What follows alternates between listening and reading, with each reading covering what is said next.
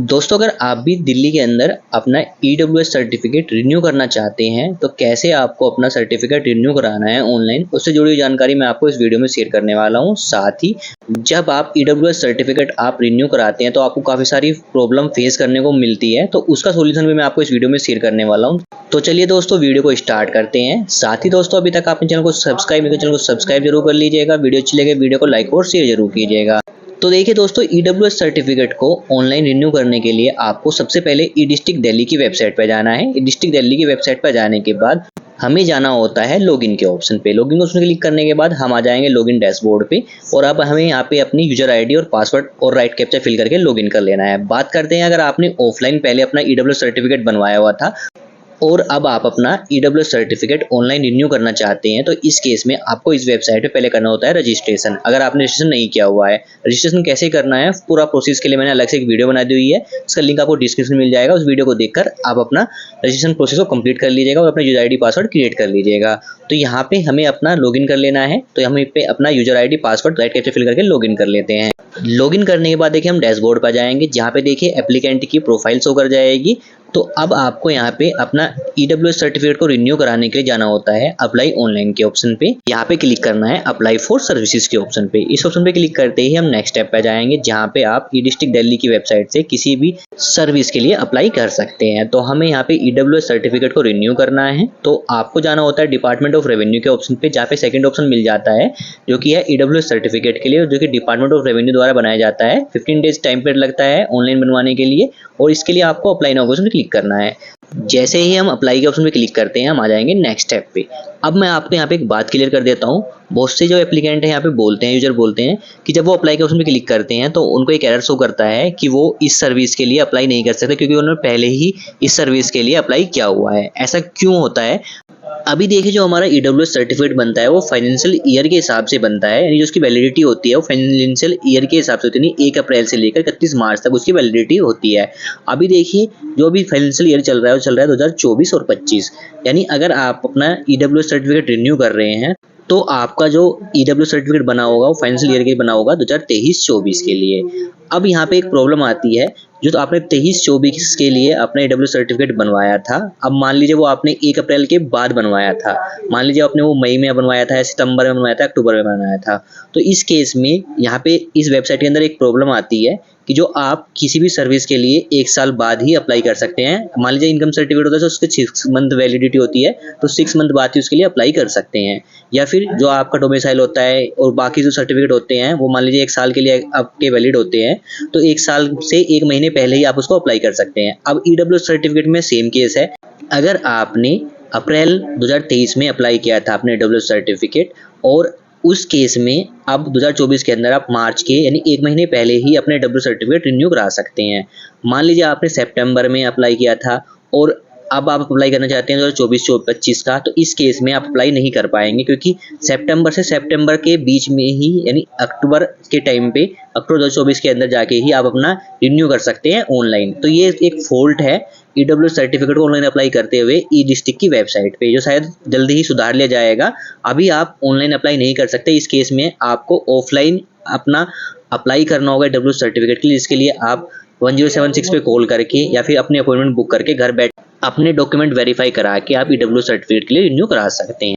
अब बात करते हैं, अगर आप अप्लाई करने के बाद नेक्स्ट स्टेप पे आ जाते हैं तो अब कैसे आपको आगे प्रोसेस करना है। इसके लिए देखिए आपको करना क्या होगा, नेक्स्ट स्टेप में आपको बेसिक डिटेल्स शो करेगी, जिसको आपको एक बार चेक कर लेना है। स्क्रॉल करके आपको कंटिन्यू ऑप्शन पे क्लिक करना है। क्लिक करते हम नेक्स्ट स्टेप पर जाएंगे, जहाँ पे आपको सर्विस डिटेल आपको फिल करनी होती है। तो यहाँ पे ऑप्शन मिलता है आपको एलिजिबिलिटी एंड गाइडलाइंस, जो आपको पहले से पता होगी, तो इसको मैं यहाँ पे रीड नहीं कर रहा हूँ। इसके बाद नेक्स्ट स्टेप पे आते हैं, आपको मिलता है ऑप्शन फिल करने के लिए फॉर्म को। तो इसमें 1 बाय 1 आपको फॉर्म फिल करना है। इसमें आपको सिटीजन ऑफ इंडिया फिल कर लेना है, उसमें येस और नो कर लेना है। सेकंड ऑप्शन मिलता है परमानेंट एड्रेस आपका दिल्ली है, तो आप यहाँ पे येस कीजिएगा, येस करिएगा तभी आप फॉर्म को अप्लाई कर सकते हैं डब्ल्यू सर्टिफिकेट। नो करते हैं तो नहीं कर पाएंगे।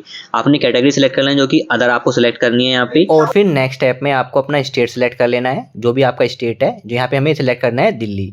इसके बाद कास्ट क्या है आपकी और सब कास्ट क्या है। तो यहाँ पे देखिए जनरल कैटेगरी के अंदर आपको अपनी कास्ट और सब कास्ट पता होनी चाहिए। अगर आपको अपनी सब कास्ट नहीं पता, जो आपकी कास्ट है, मान लीजिए राजपूत है, ब्राह्मण है, या जो भी आपकी कास्ट है वो आपको मेंशन कर देनी है। सब कास्ट के अंदर आप सेम मेंशन कर सकते हैं, उससे कोई प्रॉब्लम नहीं होगी। अगर आपको पता है तो ईजिली आप फिल कर लीजिएगा, क्योंकि मैंडेटरी है कास्ट और सब कास्ट फिल करना। इसके बाद आपको ऑप्शन मिलता है मैरिटल स्टेटस। अगर आपकी शादी हो चुकी है तो आप यहाँ पे मैरिड, अगर अनमैरिड है तो अनमैरिड सेलेक्ट कर लीजिए। जो भी आपकी मैरिड स्टेटस है वो आपको यहाँ पे सेलेक्ट कर लेना है।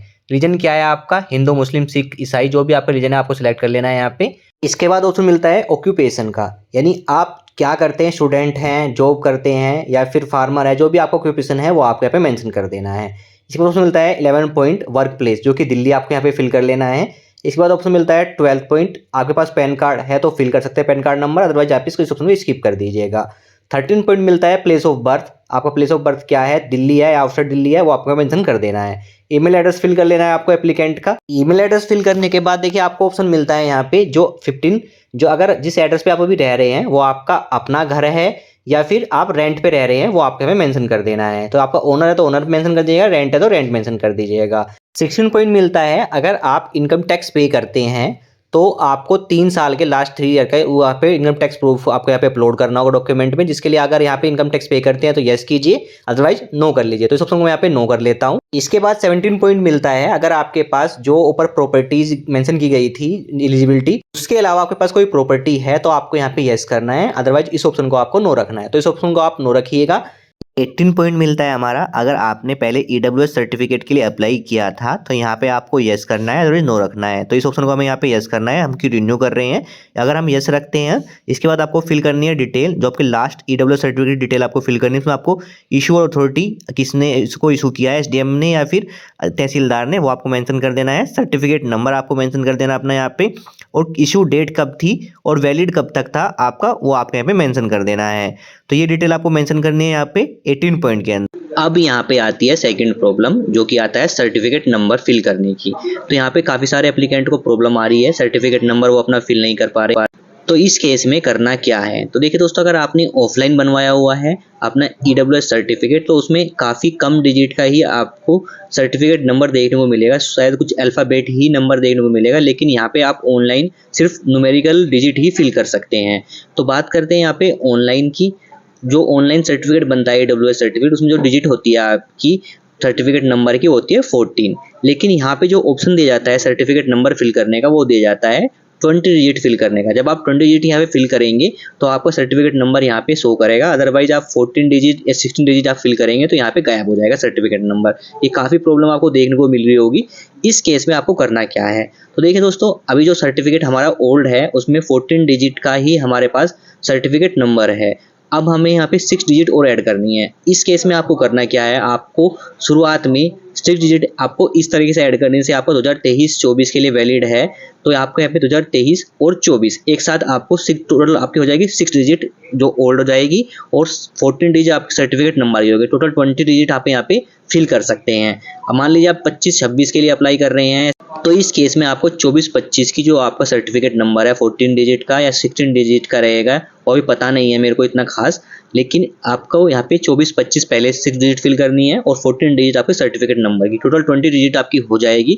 20 डिजिट ही यहाँ पे सर्टिफिकेट नंबर में वो ले रहा है। तो ये भी दूसरी फॉल्ट है यहाँ पे ईडब्ल्यू सर्टिफिकेट को ऑनलाइन अप्लाई करते वक्त सर्टिफिकेट नंबर में आप सर्टिफिकेट नंबर नहीं फिल कर सकते, वो आपका गायब हो जाता है।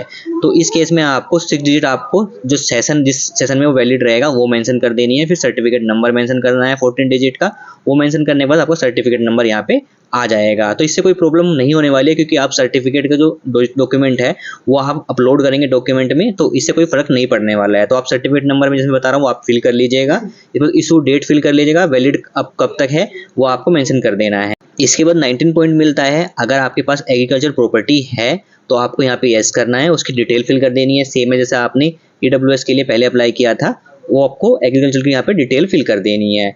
इसके बाद 20 और 21 स्टेप को आपको स्किप कर देना है, इतना मैंडेटरी नहीं है। 22 स्टेप आता है जो कि इंपॉर्टेंट स्टेप है, जहाँ पे आपको जो अपनी फैमिली की इनकम की डिटेल आपको फिल करनी होती है। इसमें सबसे पहले सैलरी से कितना इनकम आता है आपका वो मेंशन कर देना है। तो यहाँ पे देखिए अभी हम 24-25 के यहाँ पे ईयर के लिए अप्लाई कर रहे हैं अपना ईडब्ल्यू सर्टिफिकेट के लिए। तो यहाँ पे आपको जो सैलरी का फाइनेंशियल ईयर जो आपका रहेगा 23-24 रहेगा। इसी हिसाब से आप आगे ईयर में अप्लाई करेंगे तो आपको यहाँ पे सैलरी आपका जो लास्ट ईयर की जो सैलरी है आपकी जो कि एनुअली है वो मेंशन कर देनी है।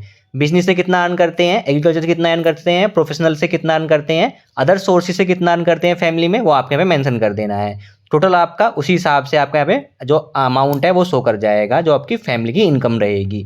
तो ये 22 स्टेप हमारा इंपॉर्टेंट है। इसमें आपको जो एनुअल सैलरी है आपकी, जो फैमिली की जो सोर्स है एनुअल इनकम का, वो आपको यहाँ पे मेंशन कर देना है। इसके बाद 22 स्टेप आता है place of stay since birth, यानी जो एप्लीकेंट है वो बर्थ से जिस एड्रेस पे रह रहा है उस एड्रेस की डिटेल यहाँ पे मेंशन कर देनी है। उसमें विलेज टाउन का नेम, तहसील का नेम, डिस्ट्रिक्ट का नेम, स्टेट का नेम आपको फिल कर देना है यहाँ पे। साथ में जिस एड्रेस पे आप रहते हैं उस एड्रेस पे कब से रह रहे हैं वो मंथ और ईयर मेंशन कर देना है, और कब तक आप रहते हैं वो मंथ और ईयर मेंशन कर देना है। इसके बाद कंटिन्यू नेक्स्ट में क्लिक करना है। क्लिक करते ही हम नेक्स्ट स्टेप पे जाएंगे। यहाँ पे हमें अपने सपोर्टिंग डॉक्यूमेंट अपलोड करने होते हैं, तो यहाँ पे हम स्क्रॉल करते हैं। स्क्रॉल करने के बाद देखिए आपको कौन से डॉक्यूमेंट अपलोड करने हैं। इसमें आपको एड्रेस प्रूफ अपलोड करना है, आइडेंटिटी प्रूफ अपलोड करना है, एफिडेविट अपलोड करना है, साथ में इनकम सर्टिफिकेट या बैंक स्टेटमेंट डॉक्यूमेंट अपलोड करना है, सेल्फ जोन फॉर्म अपलोड करना है, साथ ही 6 डॉक्यूमेंट जो अपलोड करना है वो कॉपी अपलोड करनी है। ईडब्ल्यूएस सर्टिफिकेट जो आपका ओल्ड सर्टिफिकेट है उसकी आपको कॉपी यहाँ पे अपलोड करनी है।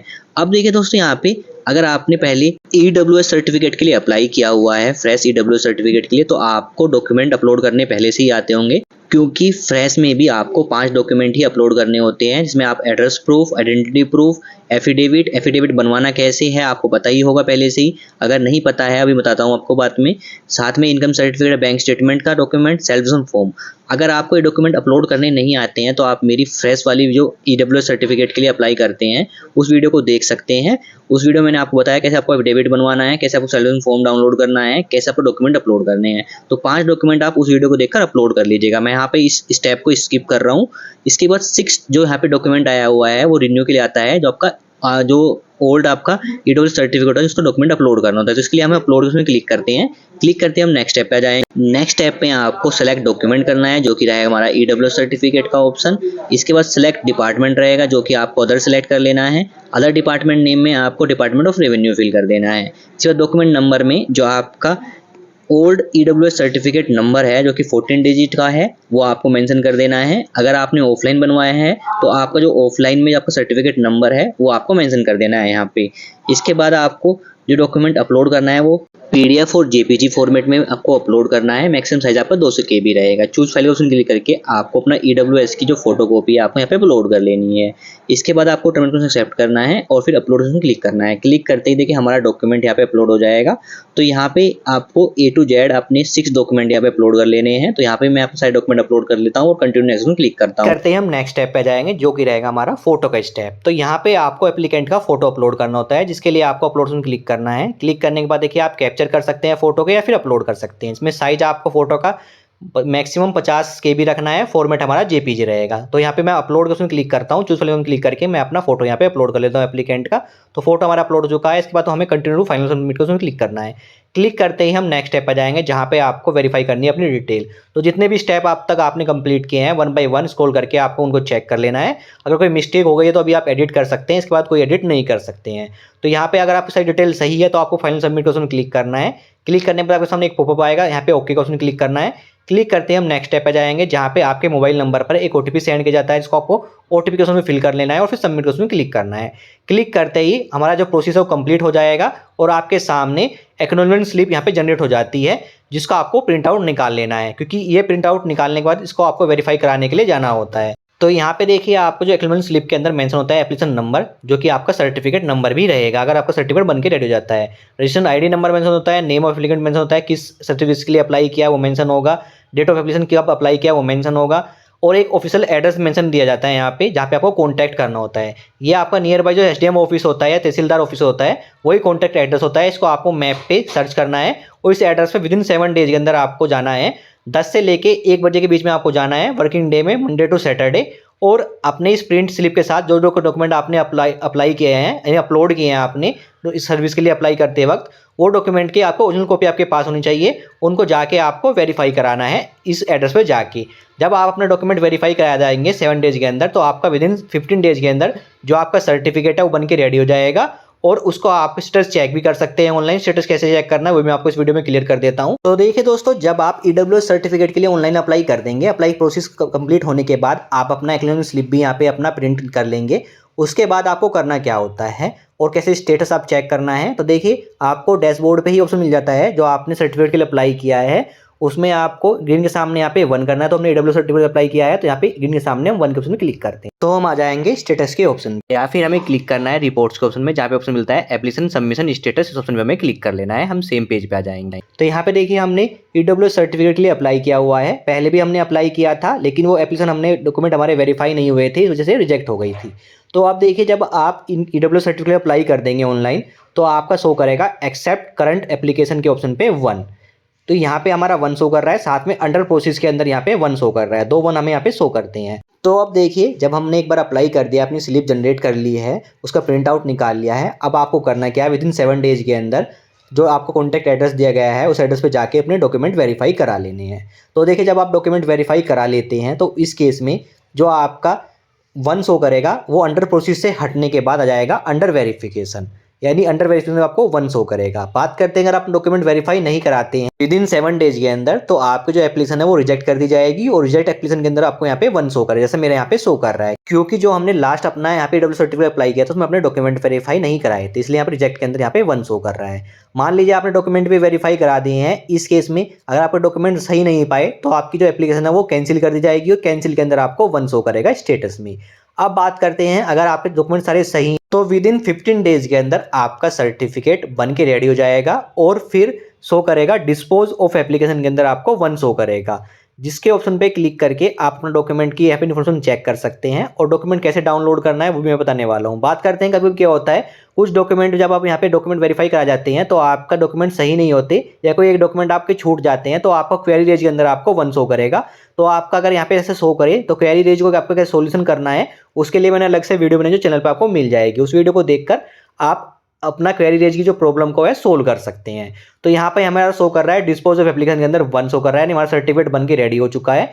विदिन 15 डेज के अंदर आपका सर्टिफिकेट बन के रेडी हो जाएगा अगर आपके डॉक्यूमेंट सही है तो यहाँ पे हमारा 1 शो कर रहा है। अब हमें सर्टिफिकेट डाउनलोड कैसे करना है, तो इसके लिए देखिए हमें डैशबोर्ड पे आना है, ऑप्शन मिलता है प्रिंट का ऑप्शन में आपको सर्टिफिकेट क्लिक करना है। क्लिक करने के बाद देखिए जो आपका एप्लीकेशन नंबर है वो आपको मेंशन कर देना है, एप्लीकेंट की डेट ऑफ बर्थ मेंशन कर देनी है, और फिर क्लिक करना है सबमिट के ऑप्शन पे। सबमिट के ऑप्शन पे क्लिक करते ही देखिए हमारे सामने एक PDF फाइल डाउनलोड हो जाती है, जिसको मैं ओपन करके दिखा देता हूँ। यही हमारा फाइनल AWS सर्टिफिकेट रहता है। इसका आपको प्रिंट आउट निकाल के आप इसका यूज कहीं भी कर सकते हैं, जैसे स्कॉलरशिप के रूप में या फिर कहीं एडमिशन के रूप में, जहाँ भी आप इसका यूज करना चाहते हैं कर सकते हैं।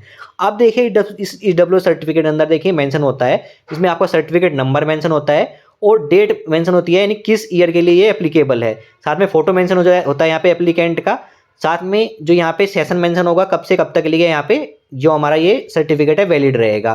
तो जो हमारा यहाँ पे सर्टिफिकेट जो यहाँ सेशन होता है 1 अप्रैल से स्टार्ट होता है और 31 मार्च तक यहाँ पे वैलिड होता है। तो अगर आप जैसे अभी चल रहा है 24-25 सेशन के लिए हमें अप्लाई करना है, तो 1 अप्रैल के बाद हमें अप्लाई करना होता है।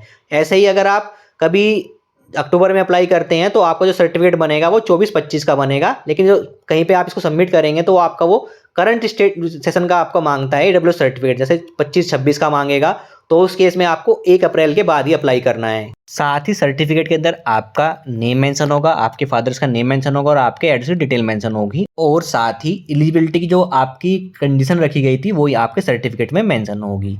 ये सर्टिफिकेट आपका 1 ईयर के लिए वैलिड होता है। जो सेशन दिएगा आपको वैलिड कब से कब तक के लिए वैलिड है वो आपको यहाँ पे मेंशन होता है। तो यहाँ पे जो सर्टिफिकेट हमारा डिजिटल वेरीफाई होता है, तो इसमें आपको किसी स्टाम्प वगैरह की सिग्नेचर की जरूरत नहीं होती है, इसका आप यूज डायरेक्ट प्रिंट आउट निकाल के कर सकते हैं। तो इस तरीके से आप AWS सर्टिफिकेट को रिन्यू करा सकते हैं। कैसे आपको रिन्यू कराने के लिए प्रोसेस कंप्लीट करना है, कैसे उसको डाउनलोड करना है, A to Z जानकारी मैंने आपको इस वीडियो में शेयर कर दी है। Thank you.